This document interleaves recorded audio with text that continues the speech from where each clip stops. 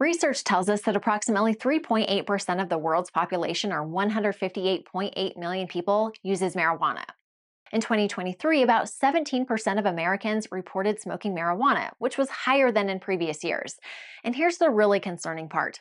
Nearly one-third of professionals, 29% in the United States, admitted to using cannabis at work, according to an online survey of more than 2,500 individuals in April of 2022. The legalization of marijuana for both medicinal and recreational use is widespread across the United States. We live in an era of remote working. What then does this mean for employers? How might this change how they hire and manage employees? Furthermore, should they continue to test for marijuana? If so, what happens if they see a rise in positive drug test results? So, is marijuana use bad even for remote workers? Unequivocally, yes. We sometimes think, well, what employees do at home is their business. False. If they do it on the clock, it's also the employer's business. Here's why companies should care.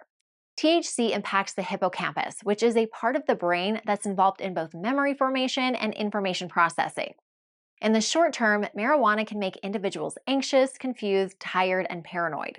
In the long term, it can lead to more severe cognitive impairment and memory loss.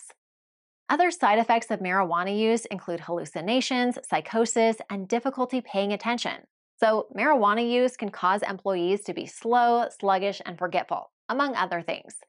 This can lead to a decrease in productivity and an increase in errors, which can negatively impact a business's bottom line. In total, businesses lose about $81 billion to drug use, $25 billion of which goes to healthcare costs, and the rest to lost work and productivity. The cost of drug abuse in the workplace is steep. Now, should employers continue testing for THC? Definitely. Regardless of the drawbacks, if so many professionals are using cannabis, should employers even bother screening? Won't that make it harder to find and retain employees?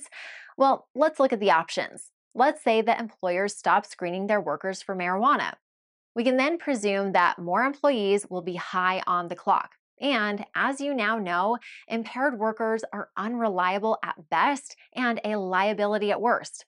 Let's then say that as a result, an employer needs to permanently remove an employee from the workplace, whether on-site or remote.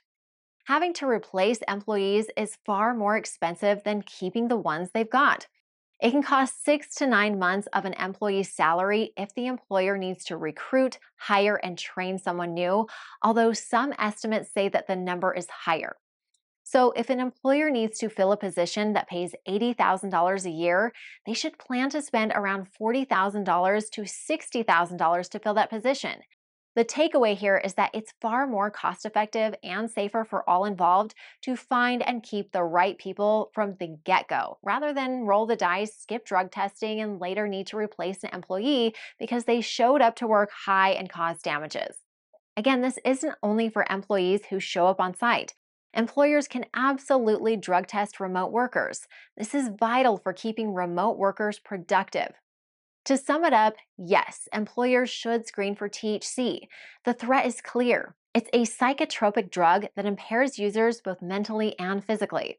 Plus, regardless of the state legalization of marijuana usage, it is still illegal on a federal level. Now, is random testing for marijuana fair?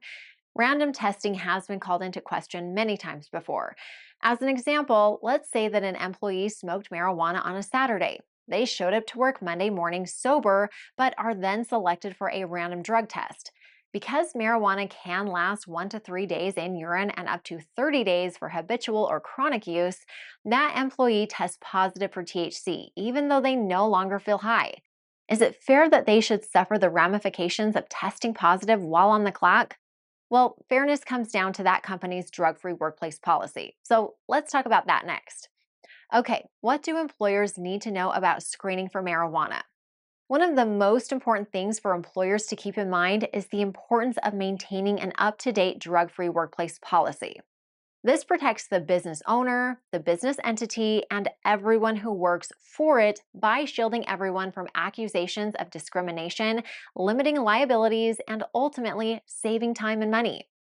A drug-free workplace policy details important points like what substances the company screens for, how it tests hair, urine, etc., the company's stance on medical marijuana usage, under what conditions it tests, random testing, reasonable suspicion, etc., how the drug testing program removes bias during random selection, how the company handles a positive drug test result, how it handles an employee's refusal to submit a drug test. A policy can vary depending on the business and its needs, particularly if it operates under a Department of Transportation or DOT agency. The DOT has set forth its own guidelines for keeping employees sober. Complete compliance is mandatory to keep affiliated businesses up and running. Before marijuana was legalized, there was a lot less of a gray area. However, the rapid and significant change in legislation means that businesses, and thus drug testing centers, need to be much more proactive. Drug testing for marijuana and other illicit substances is the most effective way to hire and retain quality employees, protect the workplace and its staff, and keep the business profitable. For more information on this topic, visit usdrugtestcenters.com. For more information about U.S. drug test centers, give us a call at 866-566-0261, or you can sign your company up for membership services, order a drug test, or a policy manual right here on our website 24/7.